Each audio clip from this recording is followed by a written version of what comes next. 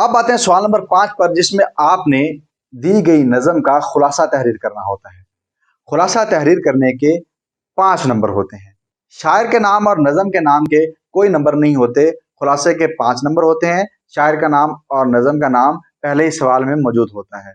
तो आए हम अपने निसाब में शामिल नज़म खुदा सरसब्ज रखे इस चमन को मेहरबान होकर का खुलासा पढ़ते हैं। ये नज़म खुलासे के हवाले से बहुत ज़्यादा अहम है, बारहा ये नज़म पास पेपर्स में आ चुकी है, तो आपने इस हवाले से इसको ज़हन नशीन रखना है।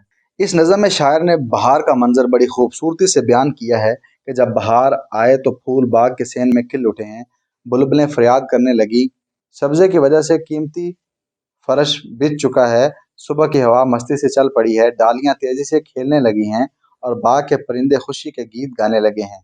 सुबह की हवा फूलों को छूकर गुजर रही है, कलियां भी खिल उठी हैं, उन्होंने शबनम की नमी से वजू कर लिया है। बुलबुल ने अजान दी, पत्तियां अल्लाह की तस्बीह करके चमन की खुशहाली और खूबसूरती के लिए दुआ गो हैं।